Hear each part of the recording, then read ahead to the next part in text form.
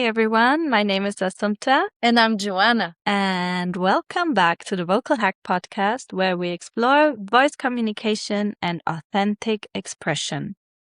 And today's episode is about something that almost everyone experiences at some point, especially when we admire powerful communicators, singers, speakers, leaders, or performers. We hear someone speak and think, I wish I sounded like that. And honestly, inspiration is beautiful. It's natural to learn from voices and communicators we admire, but there's an important difference between borrowing inspiration and copying identity.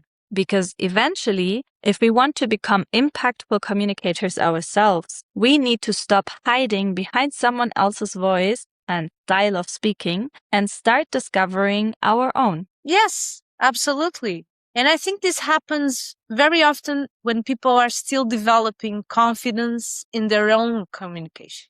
They start imitating the tone, the rhythm, the gestures, the vocabulary, or energy of someone they admire because it feels safer than fully expressing themselves authentically. And sometimes imitation can even be useful at the beginning. It helps us explore possibilities, styles, and ways of expressing emotion or authority. But at some point, people can feel when something is forced. They can sense when someone is performing a personality instead of embodying their own truth. And that's usually where communication loses emotional connection because authenticity is what creates trust. I think copying often comes from admiration, but also from insecurity. When we don't yet trust our own voice, we look outside ourselves for models. We think, maybe if I sound more like this person, people will finally listen to me. And social media amplifies this even more because we are constantly exposed to polished versions of communication. We start believing there's a correct way to sound successful and confident and intelligent and charismatic. So people begin adjusting themselves to fit those expectations instead of asking a more important question. What does authentic communication sound like for me? And the truth is, your voice carries your individuality, your life experiences, personality, emotions, culture, energy, and the way of perceiving the world all shape the way you communicate. That uniqueness is not a weakness. It's actually your greatest strength. The communicators who truly impact us are usually not the ones who sound perfect. Not at all. They're the ones who sound real, grounded, honest, human. And I think people sometimes forget that authenticity has texture, not always polished. Sometimes it's vulnerable, sometimes imperfect, sometimes it feels alive. And audiences connect much more deeply with that than with perfectly constructed performance. Absolutely. I think this is super personal, but like I even have it tattooed on my body, like perfectly imperfect, because perfection doesn't exist and neither can exist in authenticity.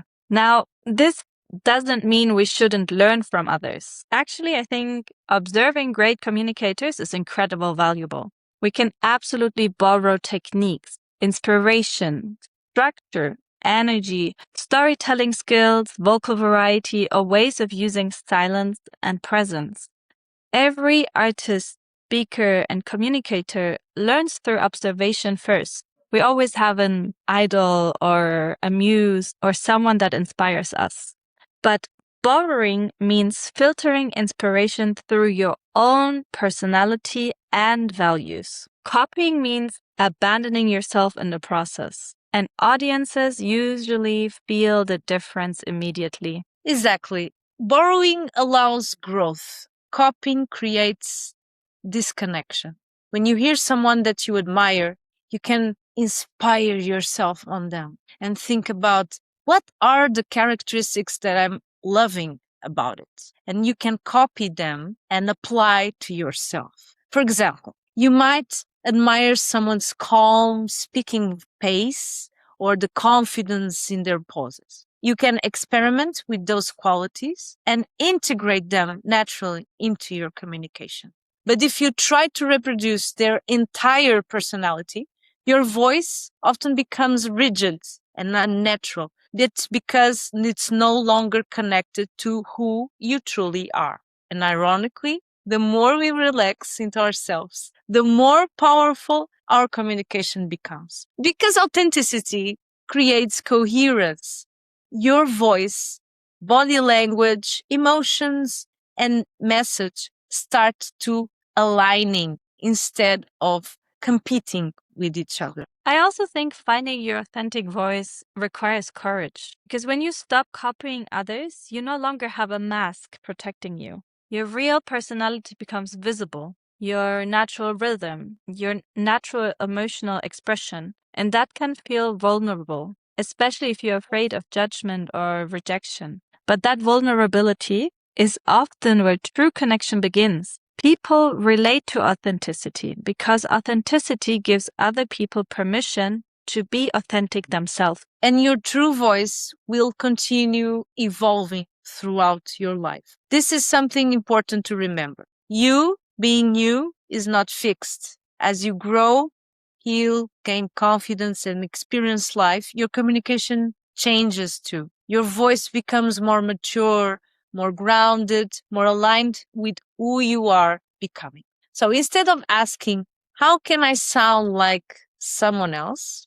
Maybe the better question is, how can I sound more like myself? Because your goal is not become a copy of a great communicator you love. Your goal is to become the most aligned and expressive version of yourself. I mean, if your goal is becoming an impersonator, then disregard everything we just said. Yes.